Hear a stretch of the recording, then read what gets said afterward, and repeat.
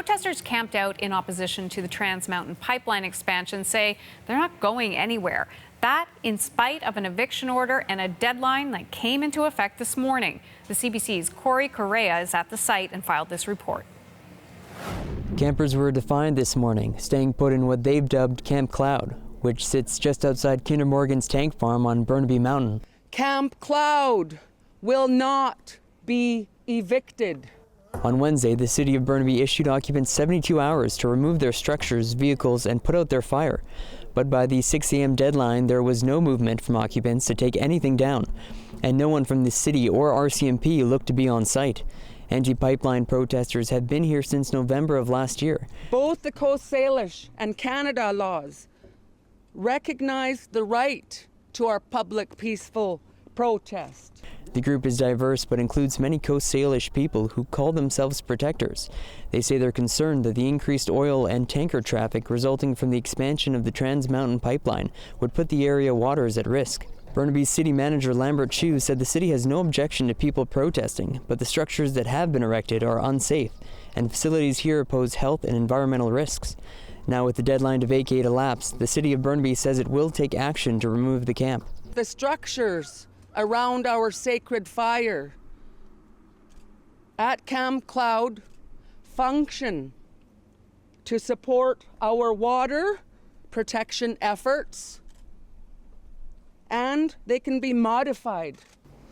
The eviction notice was wrongfully issued without proper consultation and consideration. They're asking for a meeting with Burnaby's city manager to address the city's wish list. The city says it hopes to find a peaceful ending today without having to forcibly remove anyone. They're consulting with their lawyers on what to do if campers don't leave today. But for right now, they're drumming, chanting, and look steady in their resolve to stay put. Corey Correa, CBC News, Burnaby Mountain. The Assembly of First Nations is just days away from selecting their next national chief.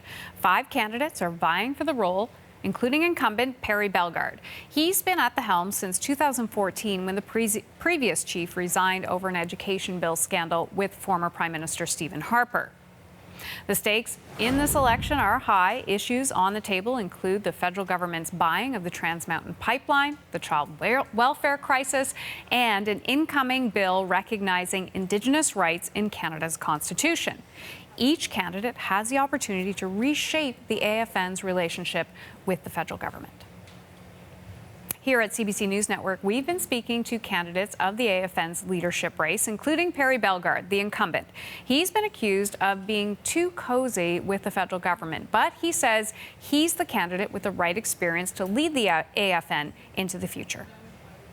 I say we need a relationship with everybody, with the Liberals, the Conservatives, the NDP, the Greens. And so prior to the 2015 election, we had a document called Closing the Gap document. And we used that document and I presented that to every political party to make sure that First Nations issues and priorities are on their party platform. So we have to influence the people in every party, no question. So I have a good relationship with Prime Minister Justin Trudeau, but I also have a good relationship with Andrew Scheer from the Conservatives, Jagmeet Singh from the NDP, Elizabeth May from the Greens. We have to have those relationships to influence policy and legislative change, and I have them. So that's important to have access to the decision makers. You know, and because of that access, we influence their thinking and how they view First Nations issues and priorities. And that's, again, where I say that's where those investments in the federal budget comes from for education and water and housing. That's where the push for the MMIW, the Missing Murdered Indigenous Women and Girls Inquiry, comes from. The new fiscal relationship we're working on, but more importantly, the commitment to work with us on a National Indigenous Languages Revitalization Act. It all comes from the Closing the Gap document, but advocating for that and influencing them in terms of their priorities are our priorities because they're all driven by our chiefs and assembly direction.